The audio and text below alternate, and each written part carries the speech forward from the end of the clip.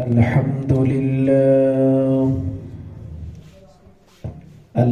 لله نحمده ونستعينه ونستغفره ونعوذ بالله من شرور أنفسنا ومن سيئات أعمالنا من يهد الله فلا مضل له ومن يضلله فلا هادي له ونشهد أن لا إله إلا الله وأن محمدا عبده ورسوله أرسله بالحق بشيرا ونذيرا وداعيا إلى الله بإذنه وسراجا منيرا وقد قال الله تعالى في كلامه المجيد وفرقانه الحميد أعوذ بالله من الشيطان الرجيم بسم الله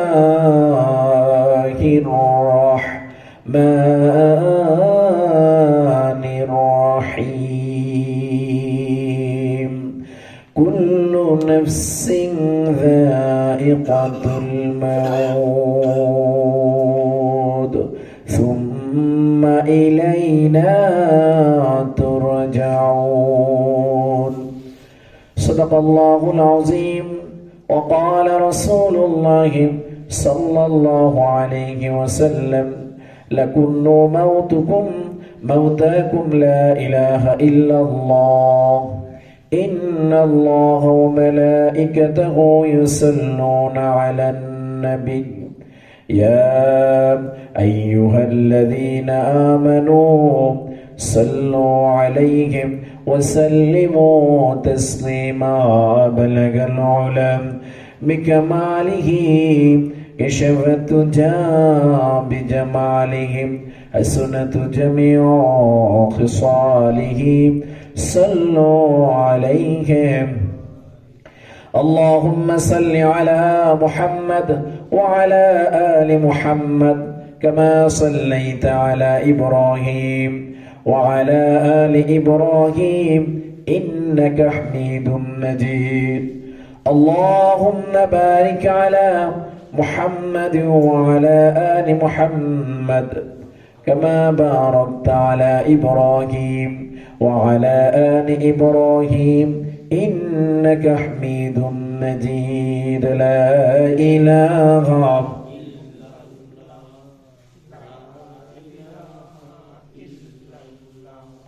لا إله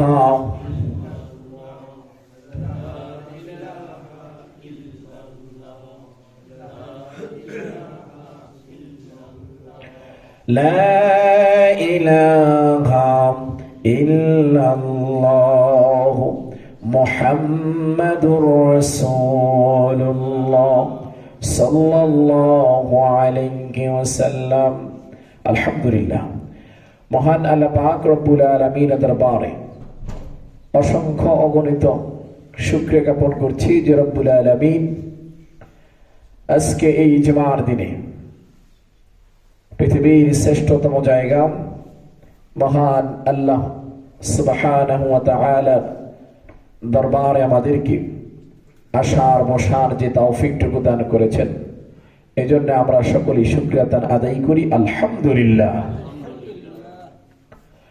দুরুদ সালাম পেশ করছি মানবতার মুক্তির দিশারি নবীদের নবী সরদার দু আলম আখিরি জবান নবী মুহাম্মদুর রাসূলুল্লাহ সাল্লাল্লাহু আলাইহি ওয়াসাল্লামের উপর শহীদদের সর্বোচ্চ আত্মার মাগফিরাত কামনা করছি যারা দ্বীনের জন্য ইসলামের জন্য তাদের বুকের তাজা রক্তকে বিলীন করে দিয়ে আল্লাহর জমিনে আল্লাহর দ্বীনকে বাস্তবায়ন করার চেষ্টা করেছেন। মহান রব্বুল আলামিন, মহান মালিক তাদেরকে জান্নাতের শীর্ষ মাকাম জান্নাতুল ফেরদাউস নসিব করে দেশে বলে আমিন। বিশ্বের সকল মুসলমান যেখানে নির্যাতিত নিপীড়িত, গাজা থেকে শুরু করে ইয়েমেন, ভারতে যে যেখানে বিধর্মীদের হাতে দৃশ্যভাবে অসহায়ত্ব ভরণ করে শহীদ হচ্ছে, যে মসজিদগুলা, যে মাদ্রাসাগুলা ভেঙ্গে তছনছ করে দিচ্ছে, এটার আওয়াজ আসছে, এটার আওয়াজ হচ্ছে গাজাওয়াল হিন্দ খুব কাছাকাছি। মুসলমানরা যেন সেই গাজাওয়াল হিন্দের প্রস্তুতি নেয়। যারা এই শহীদ হয়, মহান আল্লাহ রাব্বুল আলামিন যেন তাদেরকে জান্নাতের শীর্ষ মাকাম জান্নাতুল ফেরদাউস নসিব করে দেয়, সেগুলো আমিন। আমাদের আত্মীয়স্বজন যারা অসুস্থ আছেন, আল্লাহ পাক যেন সকলকে সুস্থতার নিয়ামত দান করে, সেগুলো আমিন। যারা কবরবাসী হয়েছেন, আল্লাহ পাক যেন সকলের কবরগুলা কিয়ামত পর্যন্ত নাজাতের ব্যবস্থা করে দেয়, সেগুলো আমিন। সম্মানিত মুসলিম কিরাম, আজকে এই জুমার দিনে মৃত্যু সম্পর্কে আলোচনা করব। আল্লাহ রাব্বুল আলামিন আমাদেরকে শোনার, আমল করা তৌফিকটুকু দান করে, সেগুলো আমিন। মৃত্যু এমন একটা জিনিস, যে জিনিস থেকে বাঁচার মতো কোন প্রাণীর সুযোগ নাই। জোরে বলেন না সুবহানাল্লাহ। যেটা থেকে বাঁচার মতো কোনো সুযোগ নাই, এটাকে আপনাকে এই সাদরা গ্রহণ করতেই হবে। কেন, মানুষ তো দূরের কথা, কোন পশু পাখি, জীব জন্তু। এই জন্য আল্লাহ রাব্বুল আলামিন বলেছেন কুল্লু নাফসিন যায়িকাতুল মাউত।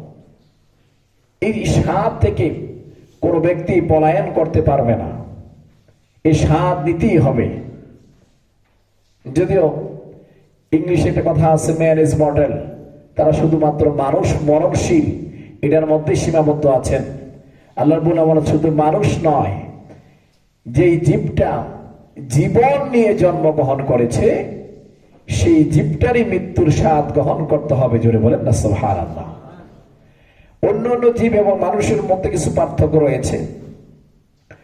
মানুষের মৃত্যুর পরে কিছু করণীয় রয়েছে, আমরা সেই করণীয় সম্পর্কে জানবো, করণীয় সম্পর্কে আলোচনা করব। আমাদের এই যে মৃত্যুটা, এই মৃত্যুর স্বাদটা রাসূল করিম সাল্লাল্লাহু আলাইহি ওয়াসাল্লাম বলেছেন, ওই মৃত্যুর চাইতে আর কোন মৃত্যুটা এত দামি হতে পারে, যে মৃত্যুর সময় পড়া হয় লা ইলাহা ইল্লাল্লাহু মুহাম্মাদুর রাসূলুল্লাহ সাল্লাল্লাহু আলাইহি ওয়াসাল্লাম। দুইটা কথা বলা হয়েছে। মানুষের মৃত্যু হবে দুই রকমের।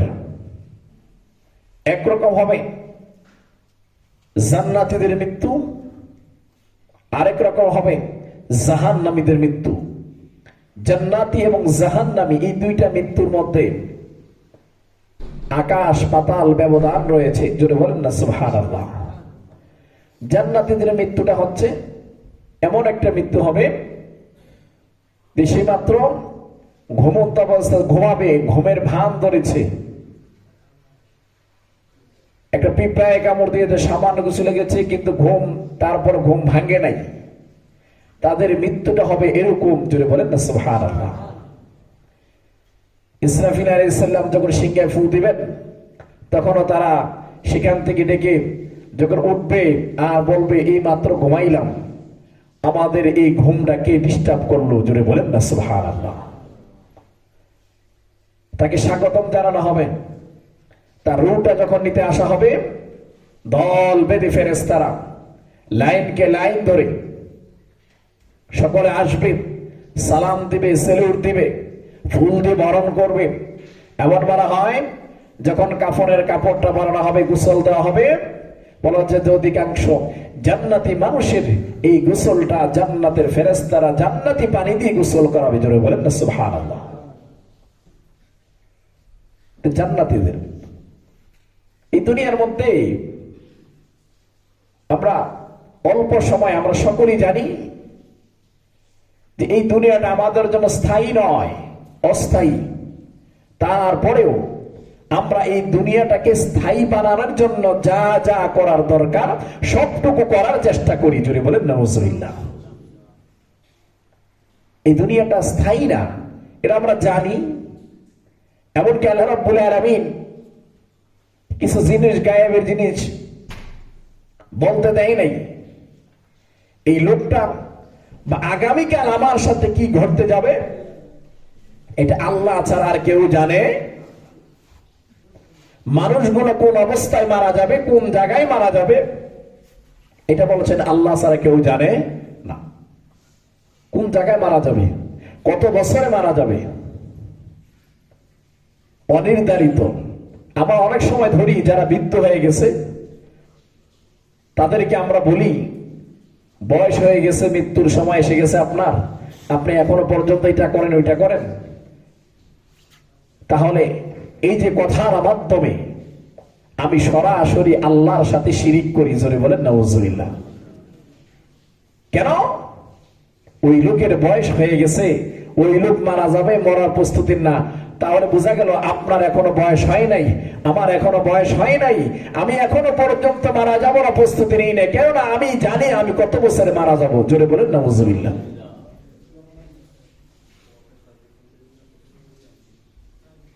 বৃদ্ধ মানুষ দেখলে আচমকা হয়ে যায়, নামাজ পড়েন না, মৃত্যুর সময় হয়ে গেছে। আমি যখন এই কথাটা বলি, আল্লাহ রাব্বুল আলামিন বলেন, ও বান্দা, তুমি যখন এই কথা বলো তখন আমার এগুতে লেগে যায়, আমার সাথে সম্পৃক্ত হয়ে যায়, শিরকের দিকে চলে যায়, শিরিক হয়ে যায়। কেননা তাহলে তুমি জানো তোমাকে কত দিন এই দুনিয়ার মধ্যে বেঁচে থাকবা, এটা আমি তোমাকে ফর্মুলা দিয়েছি। কিন্তু না, কুলের সন্তান ওই কুল থেকে হারতে পারবে কিনা ওই ক্ষমতাটা ও জানার জন্য আমি কাউকে দেই নাই। আসার হয়ে গেছে, এখন নামাজের প্রস্তুতি নাও। হায়াতের জিন্দেগিটা কেমন? সব মুসলমানের আজান শেষ, এখন শুধুমাত্র জানাজার জন্য প্রস্তুতি নিয়ে নাও। ওই জানাজার জন্য, জানাজায় শরীক হওয়ার জন্য এমন একটা জানাজা হবে যেই জানাজার নামাজ, আমার জানাজার নামাজ আমি না পড়ে আরেকজনে পড়বে, এটার নাম মৃত্যু। জোরে বলেন না সুবহানাল্লাহ। মৃত্যুটা কি জিনিস? আমি আমার গায়ের মধ্যে পোশাক পরিধান করি, 5 থেকে 10,000, আরো কোন বেশি হতে পারে, কম হতে পারে, নিজে গিয়ে চয়েস করি, পছন্দ না হলে আবার কিনে আমি যখন পড়ি।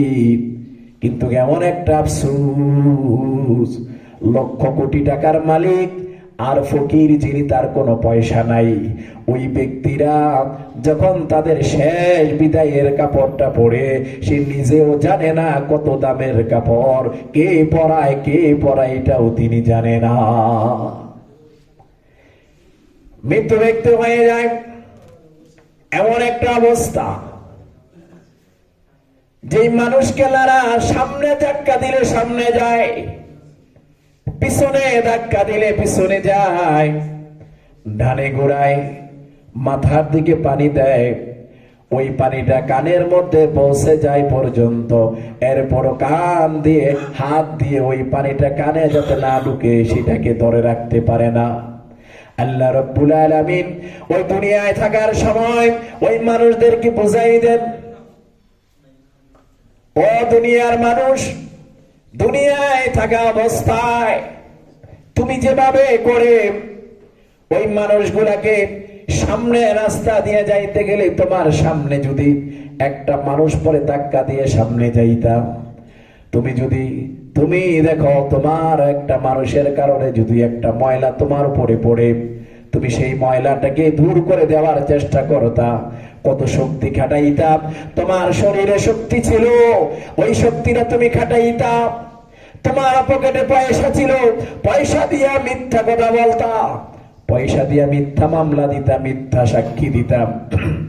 আজকে তুমি মৃত্যুবরণ করেছ, তুমি দেখো দেখো, তোমাকে ডাইনে দিলে ডাইনে যাও, পায়ে দিলে পায়ে যাও, তোমার একটু ক্ষমতা নাই, তুমি আঁকড়িয়ে ধরে সামনে যাবার মতন। এটাই হচ্ছে মৃত্যু। জোরে বলেন না সুবহানাল্লাহ। মৃত্যুর সাক্ষ্যটা, মৃত্যুর কঠিনতম জিনিসটা হচ্ছে এটাই, যেটা অবস্থাটা কি। দুনিয়ায় থাকার মধ্যে কবরের জিন্দেগির কথা বলা হয়। কবরের জিন্দেগিটা কেমন হবে সেটা কবরে গিয়ে জানার আগে দুনিয়ায় থাকতে জেনে যান। কারণ আপনার দুনিয়া আমলের ভিত্তি করে কবরের মধ্যে আপনার অবস্থানটা কি হবে সেটা আপনাকে জানাই দেওয়া হবে। দুনিয়ার মধ্যে সেজদা একটা বেশি দিলেন, কবরের মধ্যে একটা তারা জান্নাতের মধ্যে থাকবেন। সুবহানাল্লাহ বলেন। দুনিয়ার মধ্যে দুইটা সেজদা বেশি দিলে আর একটু পুরো থাকবেন। দুনিয়ার মধ্যে নামাজ ছেড়ে দিলে, দুনিয়ার মধ্যে মিথ্যা কথা বললে, দুনিয়ার মধ্যে হারামের সাথে সম্পর্ক থাকলে আপনার ওই জায়গাটা হবে, কবরটা হবে জাহান্নাম। জাহান্নাম। জোরে বলেন নাউজুবিল্লাহ। আমলের উপর ভিত্তি করে এই জিনিসটা শাস্তি কম বা বেশি সেটা হবে আমলের উপর ভিত্তি করে। মৃত্যুর ব্যাপারে বলা হয়, রাসূল করিম সাল্লাল্লাহু আলাইহি সাল্লাম মৃত্যুর ব্যাপারে যখন বলা হয়েছে যে এমন একটা জিনিস, বলা হাদিস শরীফে এসেছে 1,00,000 মতান্তরে 2,24,000 পয়গম্বরের মধ্যে মৃত্যুর খবর আগে এবং মৃত্যুর অনুমতি একমাত্র পেয়েছিলেন নবী মুহাম্মদুর রাসূলুল্লাহ সাল্লাল্লাহু আলাইহি ওয়াসাল্লাম। শুধুমাত্র তিনি একমাত্র অনুমতি পেয়েছিলেন যে জানার জন্য আল্লাহ আমাকে পাঠাইছে আপনার কাছে অনুমতি নেওয়ার জন্য। যদি অনুমতি দেন তাহলে আপনার মৃত্যুটা কার্যকর হবে, আর অনুমতি যদি না দেন আপনি যতদিন থাকতে চান এই দুনিয়ার মধ্যে থাকতে পারবেন। ধরে বলেন না সুবহানাল্লাহ। রাসূল করিম সাল্লাল্লাহু আলাইহি ওয়াসাল্লাম বলেছেন কতদিন থাকতে পারবো, কত বছর থাকতে পারবো, এরপরও তো যেতে হবে, এরপরেও যেতে হবে। তা যদি যেতেই হয় তাহলে অপেক্ষা করে লাভ নাই। আমি আমার রবের সান্নিধ্য নিতে চাই, আমি আমার রবের সাক্ষাৎ পেতে চাই, আমাকে নিয়ে যাও, আমি আমার রব কাছে যেতে চাই। জোরে বলেন না সুবহানাল্লাহ। মানুষের যখন মৃত্যু হয়, যেটা বলা হয়েছে মৃত্যুর পরবর্তী খুব কাছাকাছি বুঝা যেতেছে অবস্থা এখন নাজুক। পর মুহূর্তে কিছু আপন জনের করণীয় আছে। মৃত্যুটা আপন জন যারা আছে তারা সাথে পারলে পাশে বসবে, সূরা ইয়াসিন পাঠ করে কেন বলা হচ্ছে মৃত ব্যক্তির সামনে যদি সূরা ইয়াসিন তেলাওয়াত করা হয় ওই মৃত ব্যক্তির মৃত্যুটা খুব সহজ হয়ে যায়। যদি বলেন না সুবহানাল্লাহ, খুব সহজ হয়ে যায়। আপন জনদের করে হিসেবে নবী করিম সাল্লাল্লাহু আলাইহি সাল্লাম আপন চাচা আবু তালিবের কাছে গিয়ে বসলেন। আবু তালিবের কাছে গিয়ে বসলেন আর বলেন, চাচা এই জগতের মধ্যে আপনার চাইতে আমার আপন কেউ ছিল না। আপনার ভয়ে কাফেররা আমার সামনে আসতে পারে নাই। আমার বাবা তো আমি দেখি নাই, মাও চলে গেছে, মাওকে ঠিক মতন আমি বুঝি নাই। চাচা দাদার কাছে যতটুকু মানুষ হয়েছে, এরপরে দাদা যাওয়ার পরে আপনার কাছে মানুষ হলাম।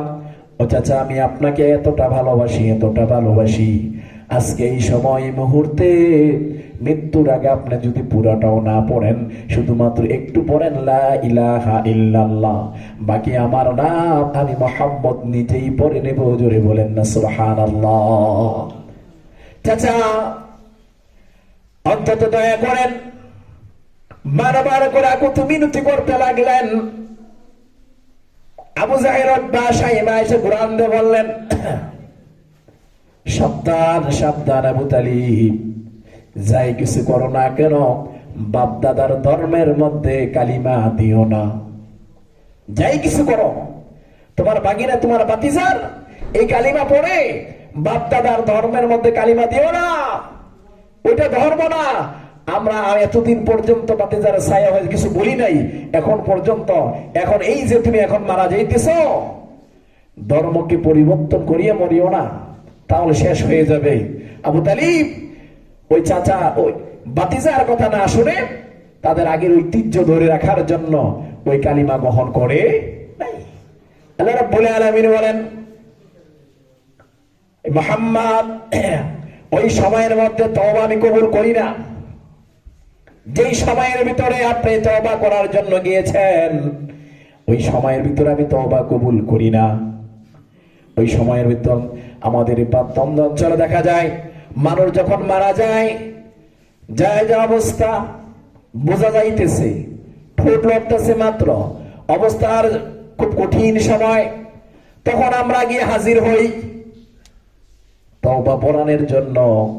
আর যখন বলি তওবা পড়েন, তওবা পড়তে বলি, আস্তাগফিরুল্লাহ বলতে বলি, লা ইলাহা পড়তে বলি, বারবার করে এটা ওইটা পড়তে বলি, কিন্তু আল্লাহ রাব্বুল আলামিন ওই সময়টার তো নিষেধ করেছে, ওই সময়টা তওবা কবুল করার সময় না। আল্লাহ রাব্বুল আলামিন বলেন, ইয়া আইয়ুহাল্লাযীনা আমানু তুবু ইলাল্লাহি তাওবাতান নাসুহা। তওবা করো, পরিশুদ্ধ তওবা। তওবা করার সময় থাকতে তওবা করো। তওবা এমন সময় তওবা করবে যেই সময়ের পরে তুমি নামাজ আদায় করতে পারবা। মৃত্যুর যারা জীর্ণ হয়ে গেছে, ওই এখন আপনি তাকে তওবা পড়াতে যান, আস্তাগফিরুল্লাহ পড়াইতে যান, কালিমা পড়াইতে যান না। না, ওই নিয়মটা নিষেধ করা হয়েছে, কেননা ওই মৃত্যুর কষ্ট এতটা ভয়াবহ কষ্ট, আপনি যতই লা ইলাহা পড়াইতে যান না কেন, ওই মুহূর্তে ওই ব্যক্তি ওই কষ্টের অনুভব যদি অন্য কোনো খারাপ কথা মুখ দিয়ে বের করে ফেলে, তাহলে তার জন্য জাহান্নামটা নিশ্চিত হয়ে যায়। জোরে বলেন নাউজুবিল্লাহ। এটাই কঠিন একটা বিষয়। এই জন্য বলা হয়েছে এই জায়গার মধ্যে আপনাকে তাকে তওবা করা যাবে না, আপনাকে তওবা করতে হবে আগে। শক্তি যখন আছে, পিছনের ভুল ত্রুটি যাই করেন না কেন, আপনি ওই পিছনের ভুল ত্রুটি গুলা যত ক্ষমা আল্লাহ করে, ওই সময়টা যতক্ষণ পান, ওই সময় আজকে থেকে নামাজ পড়বেন। কোন ব্যক্তি যখন বলা দাওয়াত দেওয়া হয় আসেন নামাজে, তখন যখন তিনি বলেন যে আজকে থেকে না কালকে থেকে নামাজ পড়বো, ওই কথাটা সরাসরি আল্লাহর সাথে শিরকে লিপ্ত হয়ে যায়। এই কথাটা বলা যাবে না। কাল বলতে কিছু নাই, কারণ আপনি একটা সেকেন্ডের ক্ষমতাও নাই, তাহলে হয়তো বোঝা যায় আপনি জানেন এইগুলো শিরিক, এইগুলো শিরিক, এইগুলা কখনই করা যাবে না। যখন থেকে আপনার যদি আল্লাহর ভয় ভিতরে থাকে, আপনার দ্বারা সুদের জিনিস হবে না, আপনার দ্বারা হারাম জিনিস হবে না, আপনার দ্বারা মিথ্যা হবে না, আপনার দ্বারা চক্রান্ত হবে না। আপনি যদি মুসলমান হয়ে থাকেন, আপনার দ্বারা গীবত হবে না। আর যদি আপনি মুসলমান না হয়ে লাইনে বাড়াই চলে যান, তখন আপনার ইচ্ছা যাইছে তাই বলতে পারেন, কারণ সব ধর্মের লোকেরাই মনে করে সবাই জান্নাতে যাইবে। শুধুমাত্র আমরা মুসলমান যারা শুধু নামটা নেওয়ার কারণে, নামে মুসলমান হওয়ার কারণে আমরা মনে করি আমরাও জান্নাতে যাবো। জোরে বলেন নাউজুবিল্লাহ। আল্লাহ বলেছেন, ইয়া আইয়ুহাল্লাযীনা আমানুত্তাকুল্লাহ হাক্কা তুকাতিহি ওয়া লা তামুতুন্না ইল্লা ওয়া আনতুম মুসলিমুন। আল্লাহ এখানে স্পষ্ট করে বলে দিয়েছেন যে মুসলমান, পরিপূর্ণ মুসলমান না হয়ে কবর দেশে আসিও না। কবর জিনিসটা খুব কঠিন একটা জিনিস। রাসূল করিম সাল্লাল্লাহু আলাইহি সাল্লাম দুইজন মহিলার কবরে তিনি নিজে নেমেছেন। দুইজন মহিলার কবরে, একজন হচ্ছে তার স্ত্রী, প্রথম স্ত্রী খাদিজাতুল কুবরা, আরেকজন হচ্ছে তার চাচি আবু তালিবের স্ত্রী। এই দুইজন মহিলার কবর তিনি নামছেন। কবর নেবে, কবর কি স্পষ্ট করে দেয়, কবর তুমি কি জানো এখানে কে শুইবে? আমার চাচি, আমার স্ত্রী বলে দিয়ে তিনি বলে যে কবর সাবধান, কোন অন্যায় করবে, আদবি করবা না, তুমি মনে করবা আমি নবী মুহাম্মদ তোমার কবরের মধ্যে শুয়ে আছি। যদি বলেন না সুবহানাল্লাহ। এই কথা তিনি বলে দিয়েছেন সে কবরে। তারপর বলার কারণ আছে, চাচি অনেক আদর করতো, ইসলাম গ্রহণ করেছে। চাচা তো ইসলাম গ্রহণ করে নাই, চাচি ইসলাম গ্রহণ করেছে। আর চাচি বলেছেন, মুহাম্মদ মৃত্যুর পরে যে একটা কবর আছে, ছোট্ট নাকি জায়গা, সেটা দরজা নাই, জানালা নাই, কোনো কিছু নাই, অন্ধকার অন্ধকার থাকবে। ও মুহাম্মদ, আমি তো একা থাকতে পারবো না, তুমি যদি একটু দয়া করে ওই কবরের কাছে গিয়ে আল্লাহর কাছে একটু বলে দাও, যাতে করে আমাকে যত একটু ভয় না দেখায়। রাসূল করিম সাল্লাল্লাহু আলাইহি সাল্লাম বলেছেন, যারা নবীর একবার দেখে ঈমান সহকারে, তার জন্য জাহান্নামটা হারাম হারাম হারাম, জোরে বলেন না সুবহানাল্লাহ। সেক্ষেত্রে নবীকে দেখছে, নবীর হাতে ধর্ম গ্রহণ করেছে, নবীকে আদর করেছে, নবীকে খাওয়াইছে, এরপরেও কবরকে এত ভয় পায়। আমরা নবী দেখি না, নামাজ পড়ি না, কোনো কিছু করি না, আমরা মৃত্যুকে ভয় পাই না, কবরকে ভয় পাই না। এই জন্য মুসলমান আমাদেরকে ইসলাম কোরআন সঠিকভাবে বুঝতে হবে। আমাদেরকে নামাজ ফরজ, রোজা ফরজ, পর্দাও তো ফরজ। নামাজ রোজা পড়ি, পর্দা করি না, তাহলে এটার তো বাদ দিয়ে গেলাম,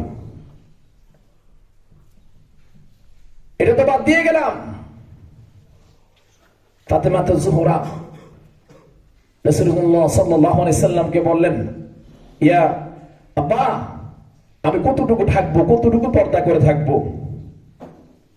রাসূল বললেন, তুমি জাহান্নামের আগুন যতটা সহ্য করতে পারবে ততটা পর্যন্ত ঢাকনা খুলে খোলা রাখিও। ফাতেমাটা চিৎকার দিয়ে বললেন, জাহান্নামের আগুন সহ্য করার মতন ক্ষমতা আমার নাই। তাহলে তো রাসূল বলেছে, যদি ক্ষমতাই না থাকে তাহলে তুমি পরিপূর্ণ পর্দা করবে, একটু খোলা রাখা যাবে? আমরা কি পর্দা করতেছি? আমরা আসলে কি আদৌ কোনো পর্দা করতেছি কিনা, বা পর্দার ব্যাপারে কোনো কথা বলতেছি কিনা? মহান আল্লাহ রাব্বুল আলামিন আমাদেরকে সঠিকভাবে ঈমান নিয়ে কবরে যাওয়ার তৌফিকটুকু দান করে সকল আমিন। ফিল ইসলামি মা আহলাফা হালাল আশরা মা আহলাফা হারাম قوانين الحلال الحرام وضع الله لرفاه الناس وهذا بعده مبادئ الحلال والحرام في الإسلامية. كل نفس ذائقة الموت ثم إلينا ترجعون. واحد فما يسمع الإسلام حلافه حلال وما يسمعك حرامه حرام. فإذا أراد أحدنا يجعل الحلال حرام والحرام حلالا فهو لم يعد مسلما. وقيل قد فسر لكم ما حرم عليكم. وقال النبي صلى الله عليه وسلم إن الله طبيب لا يقوي إلا طبيبا وعلى كل حلال أمر بالطهارة في ذلك وقد أمر الله المؤمنين كما أمر المرسلين.